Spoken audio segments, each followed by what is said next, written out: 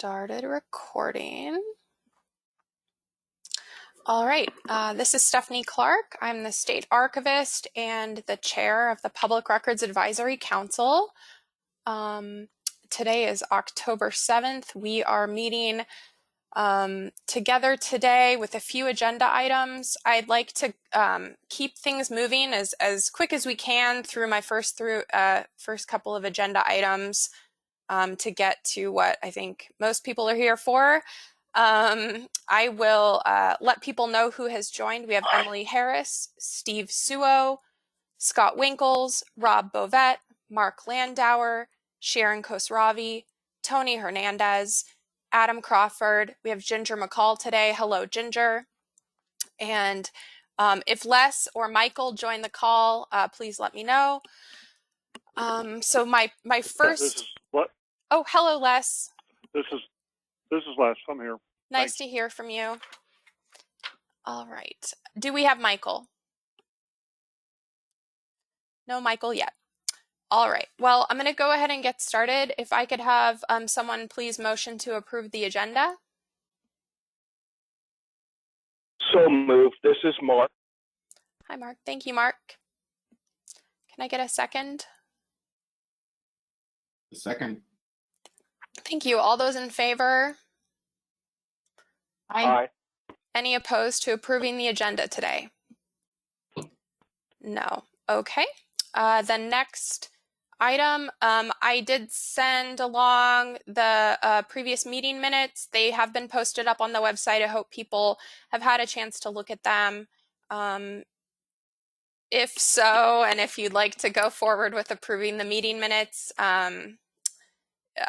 if someone could please motion for that. Stephanie, this is Mark. I will make such a motion, but I would like to note that our agenda is missing one item that we may have to discuss because we still have a legislative requirement to submit a report to the Legislative Assembly before December 1st. Yep. And in our previous notes, our previous meetings, our former candidate or nominee had volunteered to undertake that and to conduct provide a draft. Yeah. I guess my question is, we can't forget to address that issue, and I would hope that we would be able to perhaps direct the deputy director to begin that work. And that's the only thing I would have to say. Otherwise, I'm happy to move the previous two meeting minutes for your consideration, both what was it, August 20th and September 17th minutes. Great, thank you, Mark. And I will absolutely address the status update of the biennial report of the Office of the Public Records Advocate. That is item number 4 on my agenda for today. If someone wants to give that motion a second to approve the past meeting minutes, that would be great. Second. Sure, I'll motion to approve the past meeting minutes. Thank you. So all those in favor of approving past meeting minutes? Aye. Aye. Aye. Any opposed? No. Okay. Well, those have been approved. Mark, since you brought it up, I'm going to go ahead and go against my agenda, even though we already agreed to it. I just want to give a quick sentence about the biennial report. I have already spoken with the deputy advocate, and we are going to work together to put together this biennial report. I'm confident that between the two of us, we can do that for you all. If anyone has any thoughts they want to add or think need to be included in that report, I'm happy to receive those from you. And I don't know if there was a meeting called last time to approve the report by the PRAC. I don't think there was. I think the PRAC enabled Ginger to create that and submit that on her own. So that's what I was planning to do, to try to summarize for you all the best I can with Todd's assistance. Does anyone have any issues with me and Todd working together on that? It's Emily. I don't know that we would need a meeting, but I wonder if there might be a time where like a draft copy could be shared with any PrAC member that's interested in seeing it before it's finalized. Sure, absolutely. Any other questions or comments about the report? No. Okay. So item 3, discuss the council's recommendation to the governor's office for the advocate position next steps. So I just want to say as kind of a preamble that it's my intention as the chair to be the voice of the majority members of this council. I want everyone to understand that I am merely in control of passing along the PrAC's recommendations. I am not here to speak for DAS or Governor Brown by any means. So I will go ahead and start by sharing my opinion about what I think the council should do as an independent council member. That being said, I will carry the wishes of the council forward, whatever the majority decides. So, and then I'll kind of let whoever has strong feelings about this share their voice too.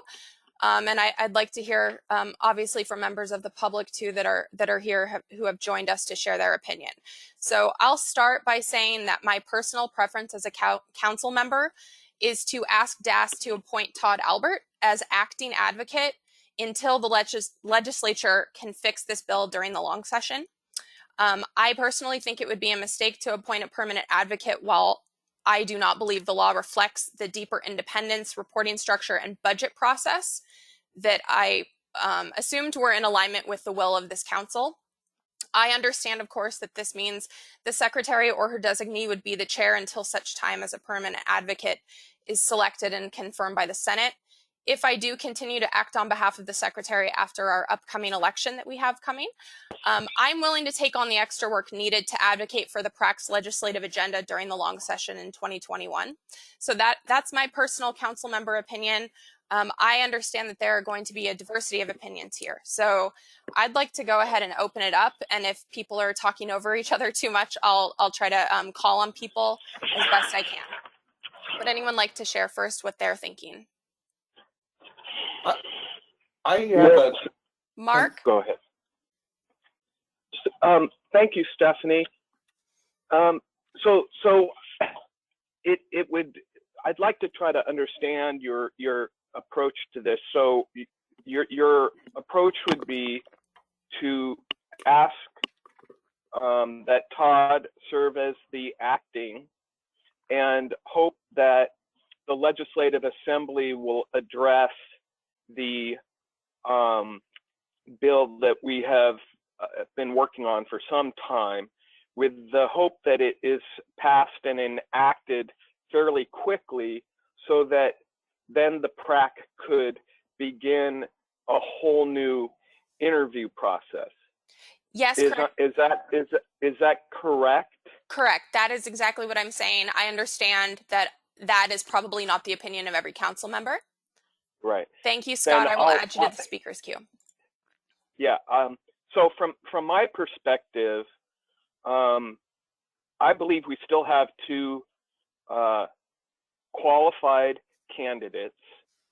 I am a little bit resistant on having to start this process over again, simply because we've done that twice already. Our first round, we didn't get enough what we would consider a good, shall we say, cauldron of candidates. So we reissued the solicitation. We got a great deal more qualified candidates. We sent those 3 candidates names to the governor's office. One of the person, obviously, who was selected has now withdrawn her name. It's my belief that there are still 2 viable candidates that the governor could choose from. I don't know why we would want to insert a whole new process again. I don't know if that's fair to the people who applied. And personally, I'm satisfied with the remaining two candidates. That's my opinion. I think our biggest challenge here is we're losing time. And as a result, it would be sort of my instinct anyway to try to see whether or not the governor would be willing to select a member from our two remaining candidates. Thank you. Okay, thank you, Mark. And I'm going to go ahead and mark down, just kind of start a list for myself of what each council member is contributing, and hopefully we can have some sort of list for people to choose from of what they'd like to vote on. So Scott has requested in the chat to speak next. Scott, please speak. So I agree with Stephanie. I think I think we haven't really decided on what this position is. The legislature hasn't decided on what this position really needs to be, and it just seems to me that we should do that before we decide on who we want to do it.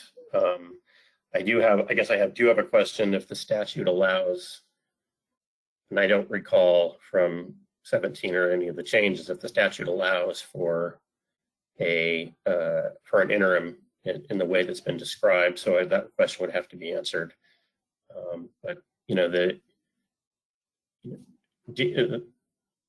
advocate's role dealing with the council really isn't the lion's share of the job. I mean, the lion's share of the job is training, advice, mediation, and we have a lot of stakeholders who want that service to be provided, and I think this is the least tumultuous way to continue providing that service. So that's where I'm at. I could be shaken off of this position, but that's where I am. Okay, thank you, Scott, for sharing. I've marked that down. Steve, I think you're next here to share. Thank you for that proposal, Stephanie. I think, you know, I hadn't really considered that option. I think there's merit to, you know, to going forward with a selection process that the council favors. And there's a lot to be said for that. I think on the flip side, you know, if it's 6 months from now, 7 months from now, when this legislation is enacted, you know, I think our sentiment probably at that point would still be that we're supportive of the two candidates who remain on the list. And at that point, they might no longer be candidates. It probably wouldn't be candidates. Or at least one of them wouldn't be. So I don't think it's ideal, but I do think, actually, in the interest of, I think you'd end up with greater stability, greater certainty with going with Mark's proposal, and you know, I would love. I think all of us would love for the council to be the decider on this. You know, selecting the actual advocate. But I think as a practical matter, we have people that we strongly support, and so I think, and I think one of those people could slide into the job right now, and I don't even know. I mean, if that were the case, I don't think I think that person would remain in the position without any further review after if SB or 1506 were to pass. I do have one small question, and maybe this doesn't really matter at this point, but it's my interpretation that that we're okay. I mean, by statute, we've fulfilled our obligation in naming 3 candidates. It's an event of a vacancy that we need to identify 3 candidates and send them to the governor. My understanding is that because that key was never confirmed by the Senate, that requirement is not triggered, and we could basically just remain silent. So I wonder whether that question, whether there's anybody who can speak to what our legal situation is, what our obligation is. Great question, Steve. Thank you. I don't think I'm the one to answer that. I am working my way through a list here. I did just receive a message from Ginger asking to speak next, so I'm going to let Ginger speak now. Thank you, Stephanie. If anyone wants to go ahead and answer Steve's question, I don't want to interrupt that train of thought. Okay. So I guess I'll just leave that opportunity first. Okay, yeah. Does anyone, Steve, do you want to restate the question and we'll see if we have any takers? Does anybody believe that we have a statutory requirement to identify a list of 3 candidates to send to the governor because of Becky's resignation?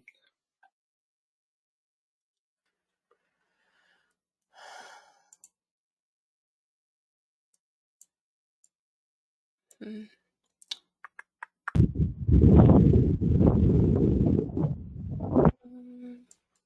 No one is answering right now. Well, I'll take us. This is Les. Okay, Les, go ahead. Steve, if I'm understanding your question, I mean, the prior nominee was not installed as a public records advocate. She had not been confirmed. So my view would be that the process is still ongoing as flows from Ginger's resignation. So I don't think, my view would be we aren't required to back up and start over because there is not a new vacancy. This is a continuing vacancy in the office of the for the position of public records advocate. I could be wrong, but that'd be my view. Okay. Adam, I saw that you had unmuted yourself. Did you want to take a swing? Yeah, I think it's a great question, Steve. Not being a lawyer and not obviously, I think I'll just be frank. I think we're off the map here when it comes to what statute has versus the situation we have before us. I think depending on how you want to look at it, with Ginger's resignation, the PRAC was statutorily required to offer 3 names to the governor. The PRAC did that. The governor selected a name, and now we're in this kind of limbo area. So I think it's a fair question. I just don't know that I have a definite answer for you. This is Ginger. I mean, sorry, go ahead. No, you were in the queue, Ginger. My apologies. I mean, my initial impression, given my familiarity with the statute, would be that we don't need to go back and restart the process. We did our statutory obligation. We submitted 3 names. I mean, we're in a similar situation to what might have happened if, we had submitted 3 names and in the meantime, one of those 3 people had gotten, say, another job offer that they had accepted and decided they didn't want to pursue this anymore. I don't think in that situation or in this situation, we would be required to go back and restart the entire process. But that's just, my legal opinion. The statute is fairly ambiguous, but I think the strongest argument is that we don't have to go back and restart the process. Okay. Thank you, Ginger. Tony, I see that you have asked to speak. Tony, please. Yeah, I guess I just quickly I walked into this meeting thinking about the time not only like the cost in terms of like labor and whatever, but just the cost and time that people have taken to apply, and then that staff have taken to process and everything. And if going through another round of it just doesn't seem doable, and I just wonder. I support the idea that since there was no confirmation, there's this limbo area, and I would support the idea. I guess the only question I had is if we had to fill in that third suggestion, but I would support the existing 2 candidates as potential candidates for the governor to consider, and then I don't know if we need to pick from the pool of applicants that were scored earlier this round to fill in that third gap for her to consider. Let's see. So I have Steve and Ginger waiting in the queue. Steve, do you want to go next since? No, go ahead. Okay, Ginger. So going back to the original main inquiry about what we should do here, I am undecided on that, but I did want to raise a few considerations. First, I think that Todd has done a really excellent job after my resignation running this office and is clearly the most qualified candidate. I'm a little bit concerned about leaving him still in limbo in an acting position. I'm also not entirely certain that in that position where he bears all of the responsibility for this office, he's being paid in a way that's commensurate with the amount of responsibility that he's bearing, especially since he doesn't have a deputy, to my knowledge. It's just him running the show. So, I mean, if we are to leave Todd in that position where he's sort of in limbo as an acting position for the next 8 to 9 months, I think his pay should certainly be commensurate with that. Thank you, Ginger. That is something that we would pass along to DAS. It's not my purview, but point taken, and that would be something that we could try to message. If I may, Stephanie, on that point, Ginger, Sure. I think that's a really valid point. Unfortunately, and Adam, please chime in here, I don't think DAS has that authority.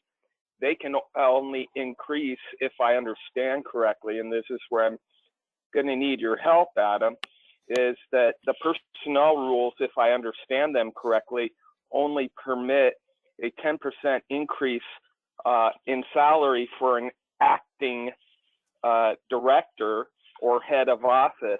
There is a limitation, if I understand correctly. Is that correct, Adam?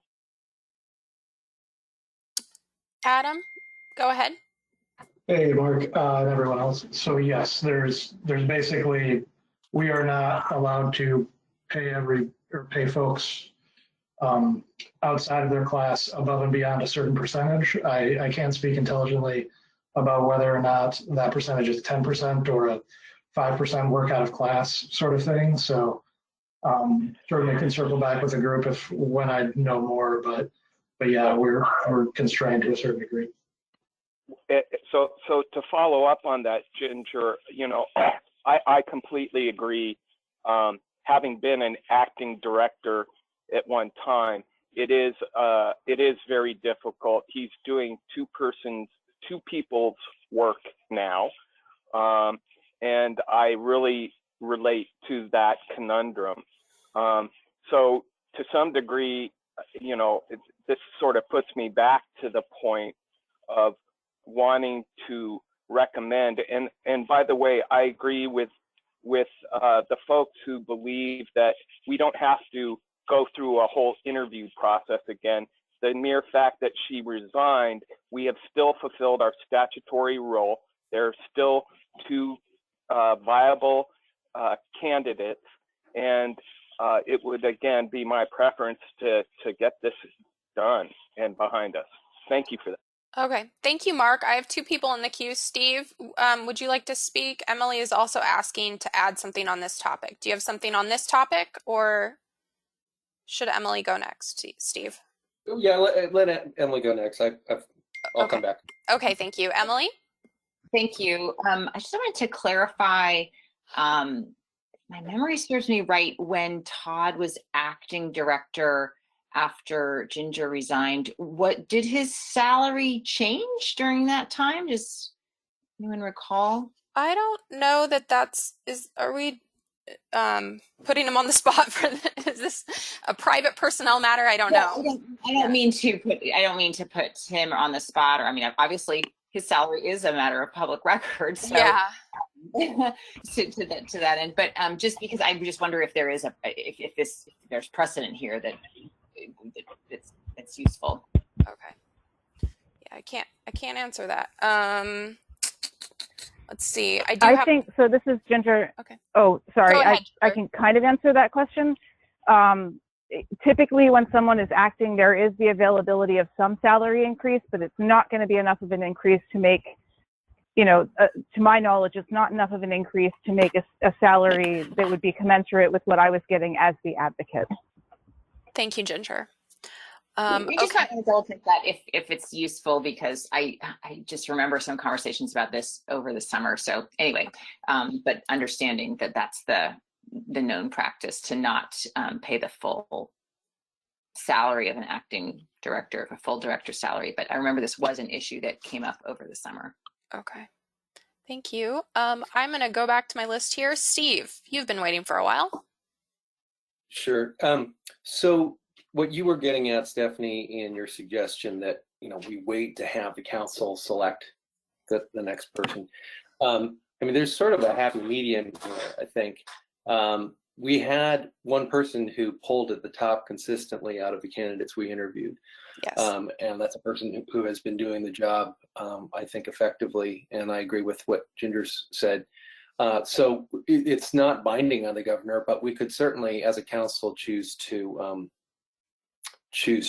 endorse one candidate and say that would be our preference at this point in time. Yeah, I believe that we could, I think we could ask that of the governor. Again, I won't speak for her, but again, this is just our recommendation. Rob, you're next.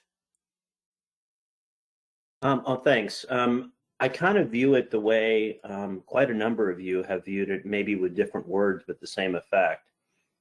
My view is that Becky's resignation essentially operated as a withdrawal of her candidacy to be the next public records advocate. Of course, that requires Senate confirmation.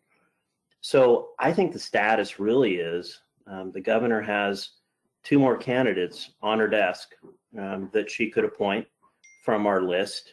If the governor's office wants us to provide a 3rd candidate, since one of her chosen candidate withdrew, we can do that, I think, without going through the whole process again, because I'm guessing, and I wasn't part of the interview process, but as I understand it, there was a close call between 3 and 4, and essentially the person that was in the 4th slot, we can just kick them up to the 3rd slot and give the governor a fresh list of 3. 2 will be the same, but she'll have a new person if she wants to consider a full range of 3. But I see no reason to start the whole process over again, and for all the reasons that have been articulated, as well as trying to be equitable to Todd, who's going to be serving as acting again for a period of time. And I think we probably ought to try to make that period of time as short as possible. So that's just my opinion and my take on things. Great, thank you. So I have Emily and Ginger in the queue. Emily is asking to speak to Rob's suggestion. Is that okay, Ginger? Yep, that's fine with me. Okay, Emily? Although Stephanie, I think there's a Mark was ahead of you in the queue saying he'd like to speak to Steve's suggestion. Okay, well, let's go with yours, Emily, and then we'll go back to Mark. Okay. Sorry, Mark. Thank you. I just wanted to speak to the idea of adding a 3rd. Thank you, Tony and Rob, for pointing out that we, certainly did have other candidates, and there was a lot of discussion around them. I just want to raise the questions. First of all, we could choose to do that on our own if we decided that was worthwhile, or we could wait and see if the governor was willing to choose from the remaining 2 candidates of the 3 that we initially sent to her. So that's one consideration. Would that be something that we would initiate ourselves, or wait for her expression of wanting 3 candidates? And then the second thing, if we did go ahead and do that, I would like to raise the question of actually maybe not automatically kicking someone up, because a number of people on the PRAC weren't able to participate in that first round. And it may be, this is just a suggestion, but it may be if we wanted to or had to go the route to add a 3rd candidate again, it might be worth just re-interviewing several candidates. They also may not be available, of course, anymore, but just wanted to throw that consideration out there for people to churn on if we get to that point. Okay, thank you, Emily. I'm making a note of that. Mark? Thank you. Just a couple things. I remain of the opinion at this time that we have fulfilled our legislative and statutory duties by providing 3 names. I continue to agree that there are 2 viable candidates, that there's no reason for us to add a 3rd. However, if it's the majority will of this council to add a 3rd, that's fine. But I really don't believe we have to go through this process again. What I would like to do, though, if the council is supportive, if we go this route of continuing to believe that, you know, we filled our duty, the governor still has 2 candidates, it would be my hope that we could send a signal to the governor who the council's preference amongst the remaining 2 candidates are. Thank you. Thank you, Mark. That is a point well taken. I believe the count from my memory was 7 out of 8 council members voted for Todd. And I believe the votes for the 2nd, 3rd, and 4th were more up in the air. I don't remember us discussing. Yes. Just going back to that, Yep. Stephanie, and I apologize. I don't mean to speak out of turn, but you know, there was never any indication from the PRAC up to the governor, you know, whether there was a preference. And I think that Correct. that may have been a shortcoming in the legislation that ultimately, you know, was enacted. But we're here where we are today. I do believe that there was a preference in at least the voting, as Stephanie pointed out. And so if the council believes that the governor still has 2 valid candidates before her, it would be my hope that the PRAC would agree to sending a letter to the governor indicating who our preference was. Thank you. Thank you, Mark. Right now in my queue, I have Adam, I have Tony, and Ginger. Did I give you a chance yet? Oh, okay. No, not yet. I wanted to chime in on Steve and Mark's thoughts there. Please. I don't see that there's anything in the statute that forbids us from expressing a preference. I agree strongly with Steve's idea that we should submit a letter to the governor letting her know that Todd is our preference. I mean, Todd has worked incredibly hard in this role. He has shown great dedication, and I think that we should reward that. So I think that we should write a letter stating a strong preference for Todd. Thank you, Ginger. Adam, are you ready to speak, or would you like Tony to go next? No, I'm happy to speak. Tony, Okay, thank you. I guess from my perspective, I agree with both Scott and Stephanie. I think what would be best is if we appoint Todd acting, and frankly, we need the legislature to weigh in at this point. I don't think anybody's particularly happy about the last month or so and what has and hasn't occurred. And I think we need the legislature to weigh in on exactly what this position is. And so figuring that out is going to be imperative before we try to hire someone for a position that may change in pretty significant ways by the end of the legislative session. Okay, thank you, Adam. I am making a note of that. Tony, you are up.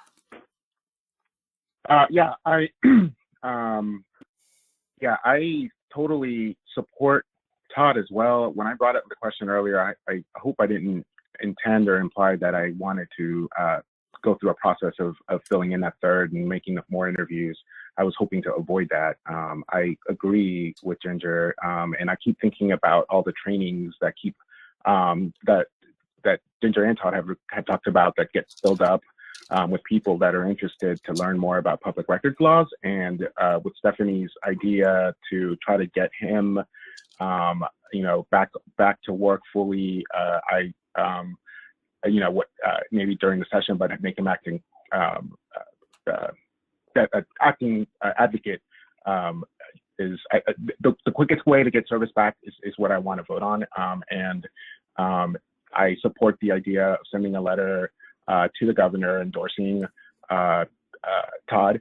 out of the remaining 2 candidates, and to get him to work as soon as possible. And if the legislature wants to redefine his role, I'm sure Todd can roll with the punches if it's something that the council wasn't prepared for. But if it is, then he'll be ready to go because he's got the experience, and like you just said, has been working hard. Thanks. Thank you very much, Tony. I don't have anyone else that has typed into the chat to go next. Who have I missed that would like to speak? This is Les. So I agree with the sentiment that, well, let me back up. You know, we have, as a council, largely been treading water for the past year. And I don't think any of us want to see this operation continue to be on uncertain and unsteady legs. We have a lot of work to do. We need to get our attention back to working on the business of public access to government records, and that's where our time needs to get back to. I strongly support the concept of the council urging the governor to reconsider the 2 remaining candidates, and that the preference of the council is that Todd would be appointed to that position in time to face Senate confirmation in December, so that we go into the session with a permanent public records advocate on hand, and our attention as a council can focus on the legislative matters before us and moving on to the records issues. So I would really hope the council would come together as one to opt for action instead of additional time treading water. Thank you. Thank you very much, Les. Sharon, I have not heard from you. Would you like to speak, or are you still waiting? Yeah, I would like to weigh in. Thank you for calling on me. I understand both perspectives. I do endorse your recommendation. I think it's important that we hear from the legislature, as Adam said as well. And I am leaning towards your recommendation, Stephanie. Thank you. Okay, thank you, Sharon. Did Michael Crone ever join? Okay, no, Michael. All right, well, I have a lot of notes. I think that I've allowed everyone to voice their opinion. I think that we have 2 kind of clear divides in what people are recommending. And let's see. I have written them down. Let me see if I'm able to share them. I'm sharing my screen. Sorry to those on the phone. I have 2 options that I think we should. Oh, I have someone in the chat. Oh, thank you, Emily. Yes. Would any members of the public like to weigh in? I am displaying the 2 options that the PRAC has discussed so far today. I will read them for those on the phone.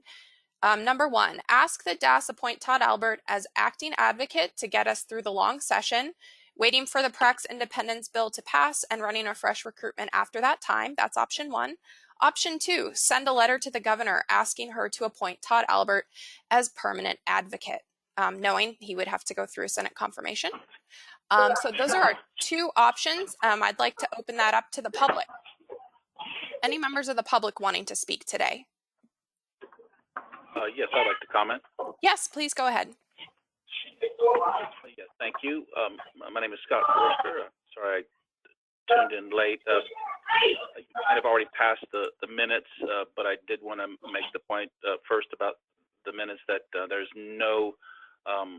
nothing there about my comments, and I think it's reasonable to have any public comments to be characterized in the minutes, and there was no mentions. I would like to have that dealt with if it hasn't been already. Thank you. I will absolutely add those, and I apologize for the oversight. That was my mistake. Thank you, because it characterizes my position and also some other issues that people that might read the minutes in the future may want to know what was the nature of the conversation by members of the public, such as myself. On the issue here, I support I guess, option 2. I would say that Mr. Todd Albert, I had occasion to use his services briefly in regards to an issue of public records. I would say that he was wonderful in his customer service, the way that he treated me with respect and kindness and seriousness, and a kind of I think it was a really wonderful person to deal with this position. And so I'm glad to hear that in the past, many members of the committee had voted him very high in terms of forwarding his name forward. I would just want to add my name as a citizen and sometimes practitioner of public records law, that I think he would be just the right person at the right time at the beginning of this organization, especially when it becomes fully independent. So I just wanted to cast my comments in favor of the option 2. And thank you. Thank you very much. But before I go back to the public, Mark, I see in the chat you would like to speak to option 1.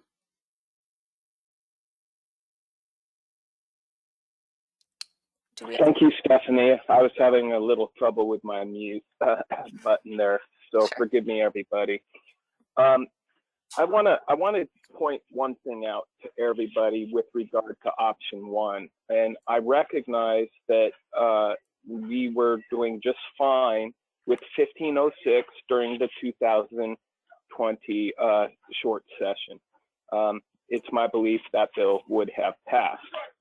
However, since that time, obviously, we are now in a pandemic. We do not know when the legislative, well, we know that the Legislative Assembly will meet. There are active discussions as to whether or not they're going to delay doing various bills during the session. This session that is coming up has still not been figured out.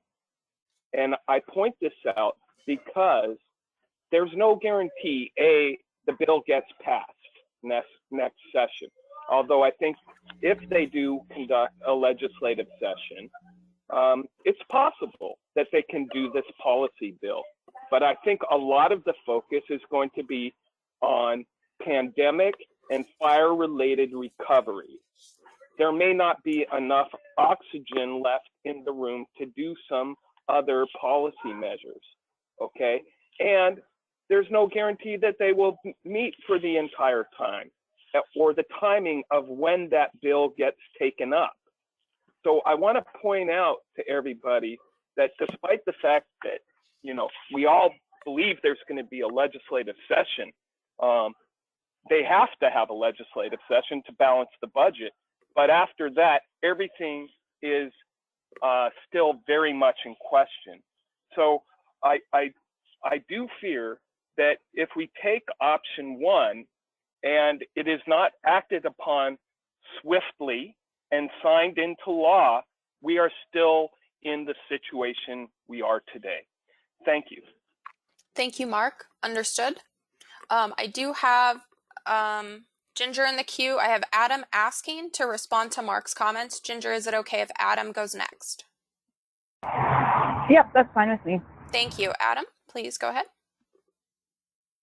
Yeah, and Mark, I totally respect that, but I guess I wonder how that's different from any other legislative session when there's other big items in the queue, and whether or not a law passes or doesn't is really up to the purview of the legislature. I think in this case, we really need them to weigh in on what this is and isn't. And I think over the events of the last 2 years, I think that's something that they're interested in doing. I guess I'm further concerned. My reading of the law that was passed in 2019 regarding the PRAC members' terms is that a substantial portion of this committee, their term ends January 1st of 2020. So wondering whether or not that's the case, or Rob, I was wondering if you might be able to correct me if I have misstated that. Rob? Sorry, I didn't hear the very last part of that, Adam. So in 2019, when we passed the law, it looks like we staggered the terms of the PRAC. Right. It looks like there were 3-year terms and 4-year terms. Right. And that's what's typical for a new commission or committee.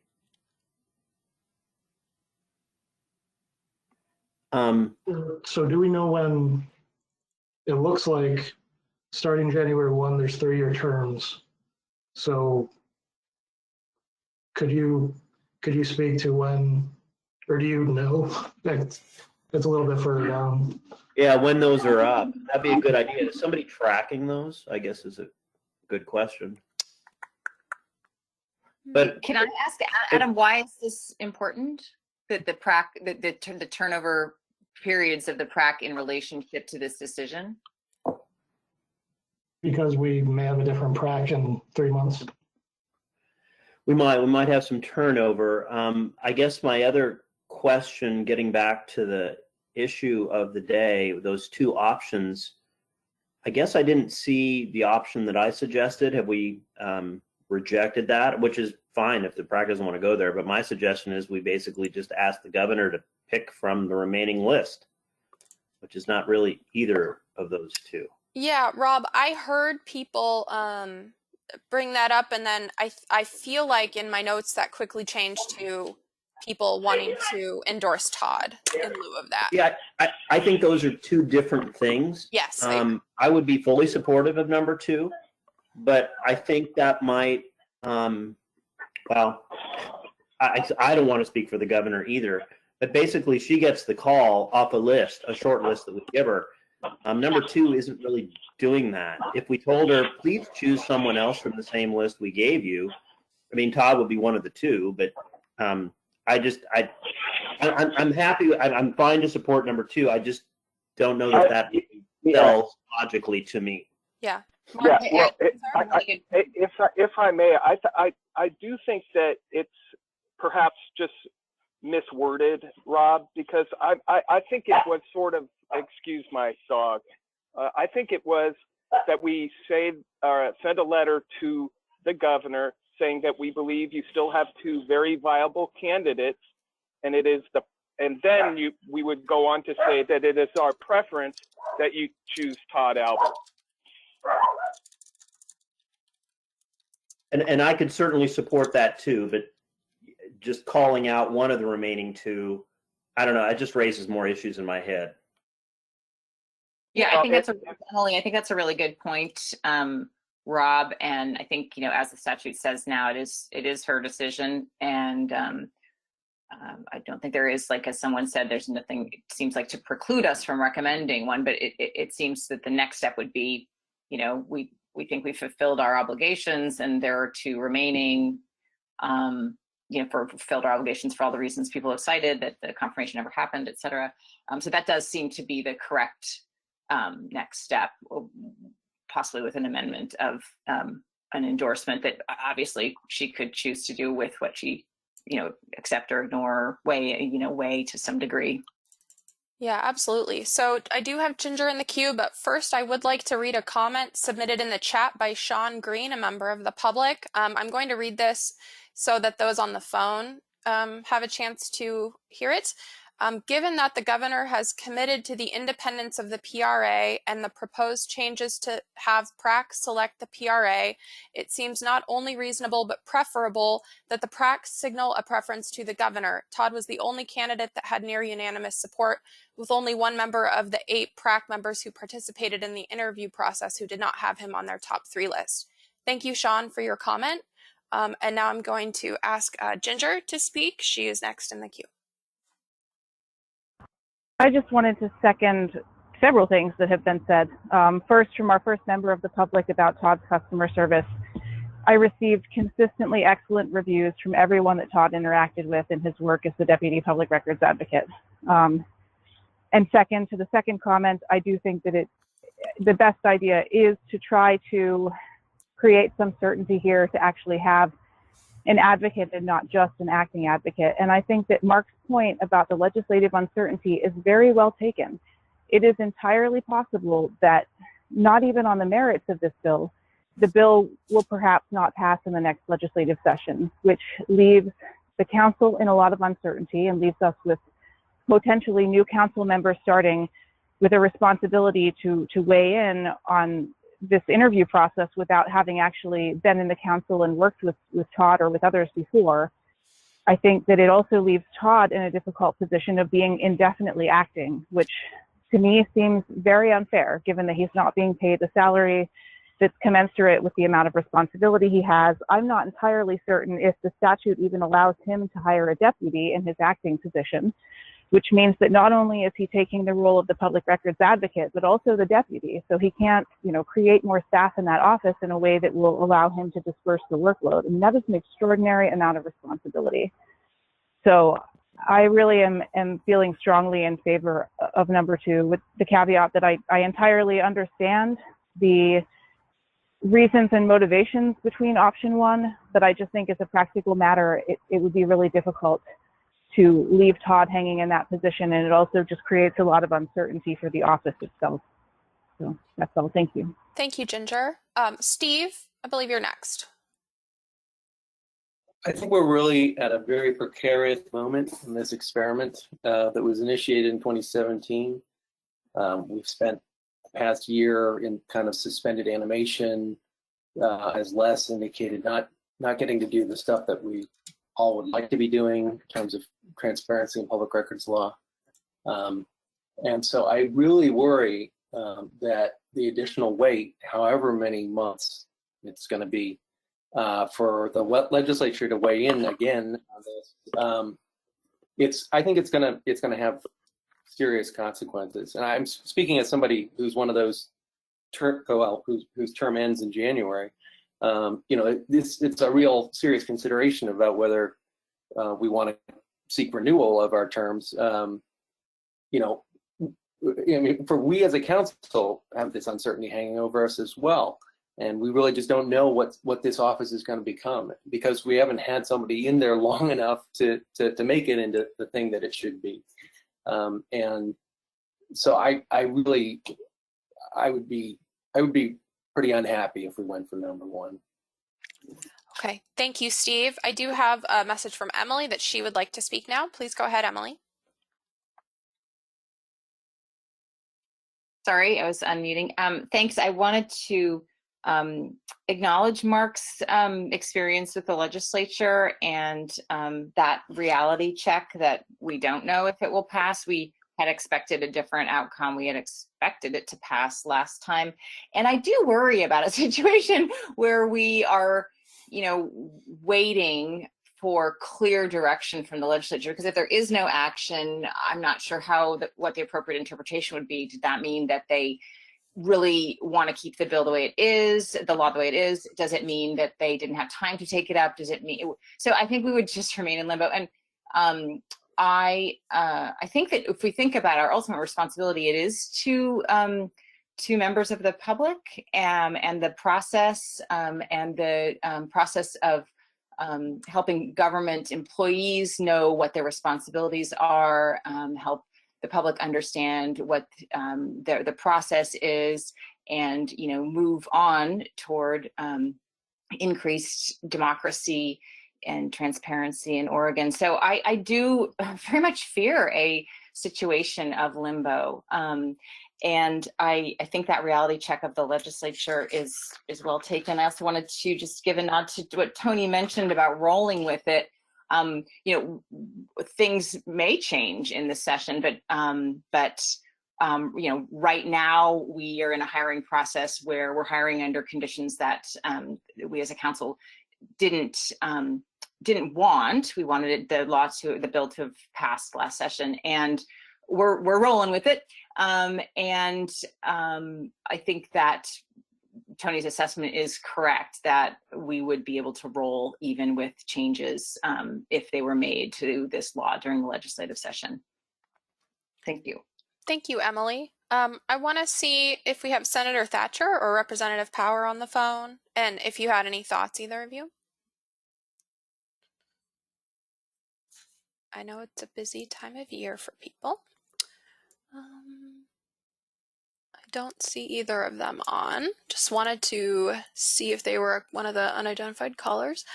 Okay, well, does anyone else have any thoughts? I am still hearing two kind of camps that I think might be ready for a vote. Does any member of the public have anything additional?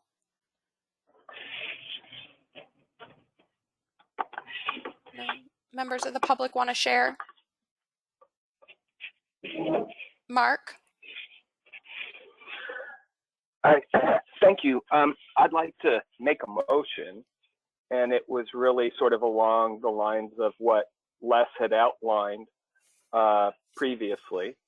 And it would be essentially number 2, basically making a statement that we believe we fulfilled our legislative duty by providing you 3 names. We believe that the 2 remaining candidates are well qualified and viable, and that it would be the PRAC's wish that she select from the remaining 2 candidates, and that the PRAC does have a preference among those 2 candidates, and that would be Todd Albert. All right, thank you, Mark. Do I have? Oh, go ahead. Ginger, I second that. Okay, thank you, Ginger. All in favor of option 2? I'm going to do a roll call, actually, on this one. Let's see, Emily. Yes, as Mark put the order of sort of importance, which is slightly different from what's on the screen, as but he outlined it, and primarily we fulfilled our duty. The remaining 2 are viable. You know, it's your choice. We support Todd. I say yes. Thank you, Emily. Steve? I just wanted to interject. I don't know if this, just in case it's required for parliamentary reasons, I will also second the motion. And I will vote yes. Thank you. Les? Yes. Scott? No. Rob? I am yes on the motion as articulated by Mark. I'm not supportive of what's written in number 2 on the Got screen. it. Yep. I will rephrase that. You can ignore number 2 as written, and it will be as Mark stated. Thank you, Rob. Mark? Yes? Yes. Okay. Sharon? No, and I would like to say, because I didn't put this in my comments earlier, I really do want to echo the appreciation for Todd and what I can imagine has been a very challenging past few years. And I don't want my vote to reflect, anything other than that. I just, Adam's comments specifically weigh heavily on me, and I am still in support of the first option, so I feel compelled to vote no. Thank you, Sharon. Tony?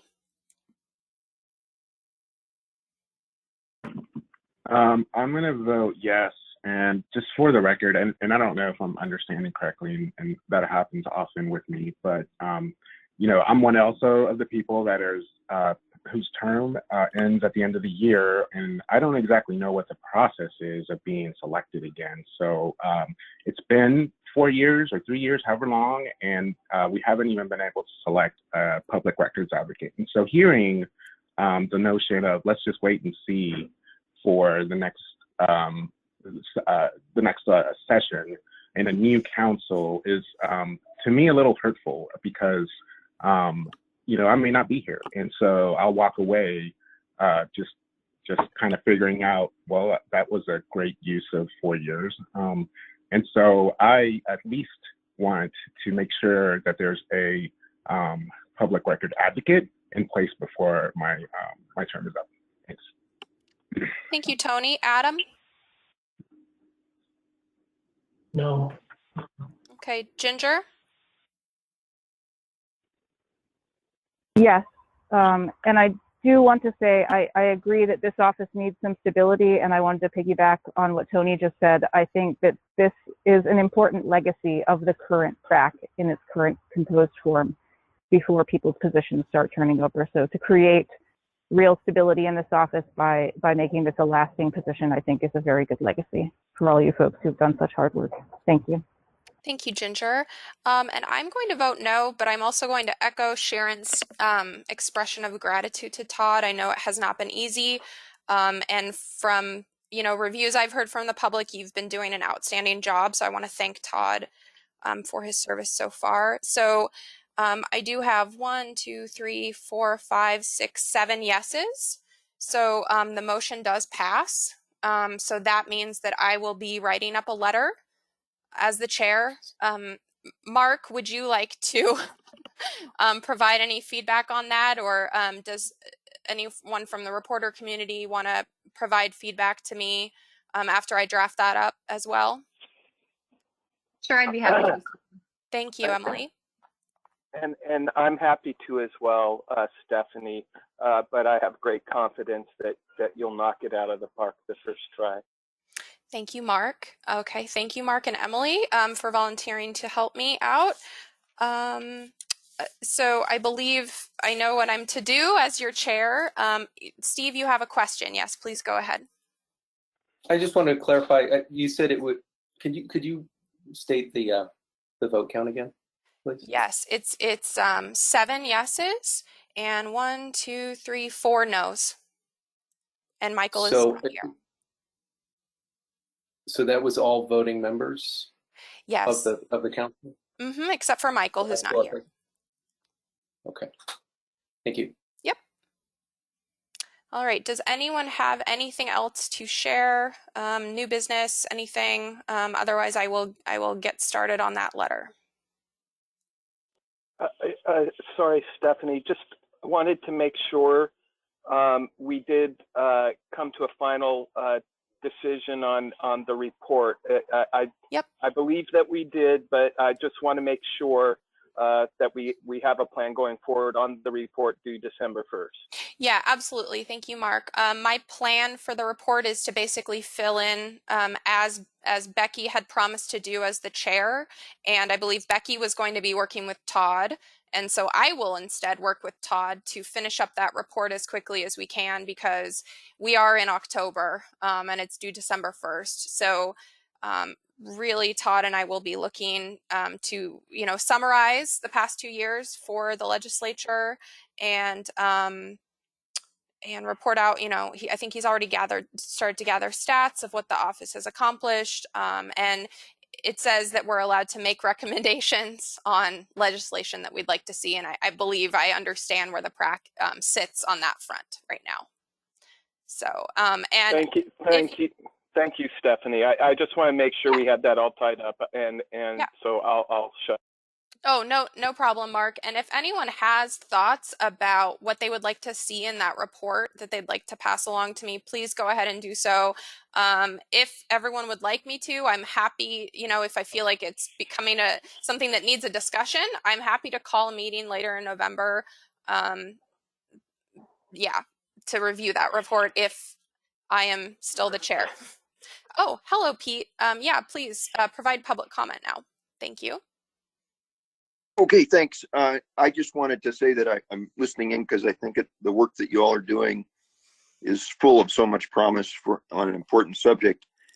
And I just am listening to see if there are opportunities for an individual citizen representing nobody to try and make a contribution to your success. And the only observation I'd make is that it strikes me that you all have the collective experience and insight to act on elements of your statutory charge, even if you don't have a permanent person occupying the role of the public records advocate.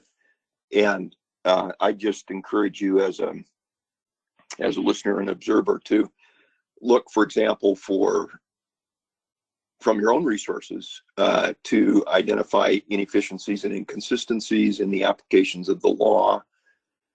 That's 192.43.1c and 192.43.1d to make recommendations and changes in law, policy, or practice that could enhance transparency in public process and government. Those are things that it strikes me as an outsider that you all have collectively a lot of expertise in, and I hope that you'll pursue opportunities to seek out those things. You have the benefit of some great work already by Ginger in the form of the previous biennial report. So as an outsider, it looks to me as though there are some things that the council can do even in the absence of a permanent advocate. So that'd be my only suggestion.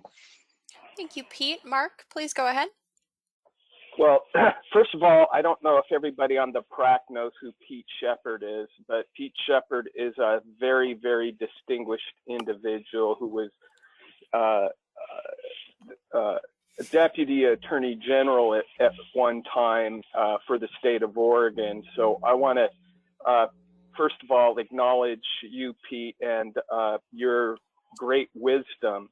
I want to just hope that you understand that since the resignation of Ginger, and that was some time ago, this council has really been working very diligently on addressing the need to fulfill our statutory duty to recommend 3 names to the governor. That took quite a bit of time and effort on behalf of the PRAC because we had to convene within 30 days, as you know, to begin that process. And here we are in October of 2020, still discussing the selection of a public records advocate.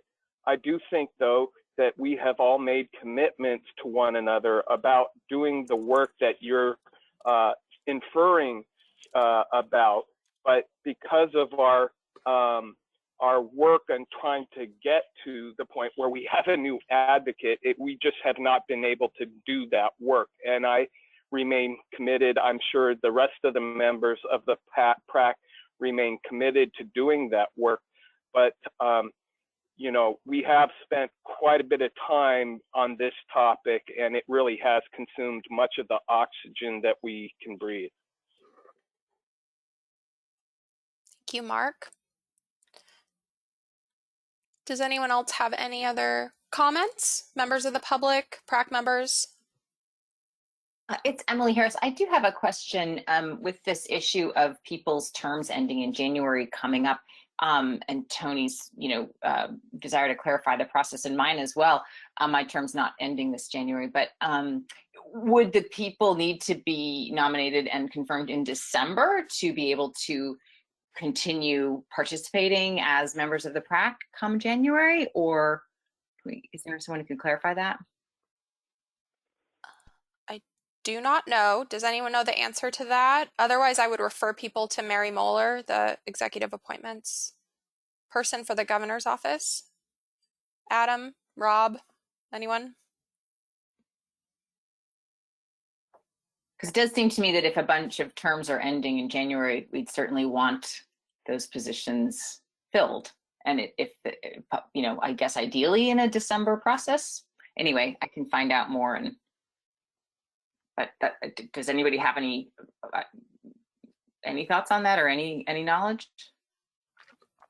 No, this is Rob. Other than the fact that we're in October, and if people's terms are truly expiring December 31st, as I suspect a handful of us are, I don't know who those are, we ought to identify those names and provide those positions to the governor's office so they can be aware that those will need to be filled either by reappointment or a new appointment, one or the other.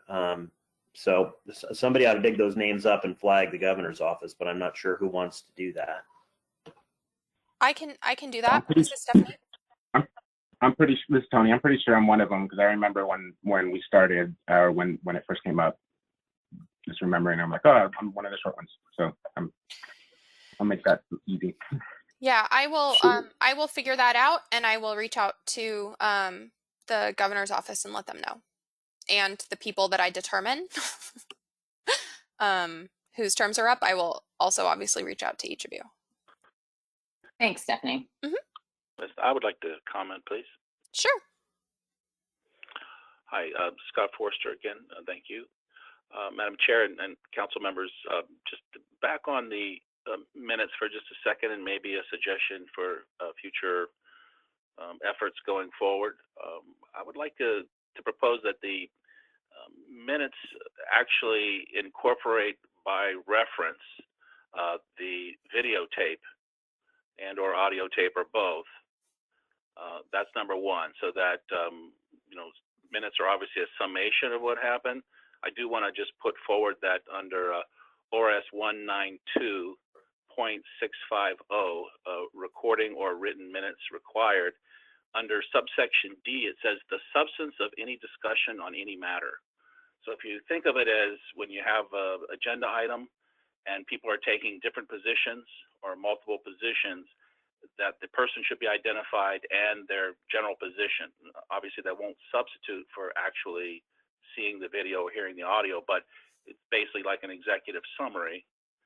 But in light of not being able to cover everything, I would like to just ask this body to start setting a best practice by incorporating, specifically referencing that the audio and or videotape, video having both audio and video, that be incorporated as a part of the minutes so that people can make reference, and also that would be retained as a permanent part of the minutes, albeit basically kind of an attachment to the minutes, and that all other previous video and audio tapes be preserved in perpetuity since the beginning of this organization. So thank you. Thank you, Scott. Tony? Tony, please go ahead. Yeah, sorry, the mic. Mr. Forster, thank you for bringing that up. I last meeting had talked to Becky about doing the minutes this time around, and first off, people were waiting on it. A big part of the reason was I was totally late, but Becky had pointed to a clue about YouTube and the software it has. And without getting too geeky, there's a way to download the transcript. That's just a couple of clicks. Now it takes a bit of cleaning up, and it's a file that is specific to closed captions, but there's a way to convert it. And so to Mr. Forrester, I'm happy. I basically this time around didn't get Becky. Was setting up a way for the person who has the state YouTube account to send over that file, because I was going to be happy to do that cleaning for that very purpose. So I can, if you're interested, I think I sent a half-done version of that, because I admittedly misjudged the amount of time it takes, even though I was a reporter. I 2.5 hours was way too long. So even trying to do that. So anyways, long story short, there is a way to do that, Mr. Forrester, and I can reach out to you, or if you would like to reach out to me, I can help you with that. Thank you, Tony, and thank you, Mr. Forrester. I appreciate the suggestion, and I will look into that, how to do that better. Does anyone have anything else to share today? No? All right. I don't. Oh, please go ahead. Stephanie? Yeah. This is Les. Hey, I just wanted to put on the record my appreciation for all the great work that you have done for the council under this roller coaster we've been on the past year. You've taken on your responsibilities with grace and skill, and I, for one, really appreciate that. I just want to make sure that that's on the record. Thank you. Thank you, Les. That means a lot.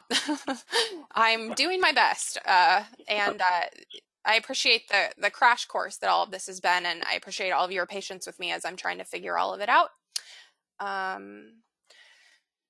So I think that's all we have for today.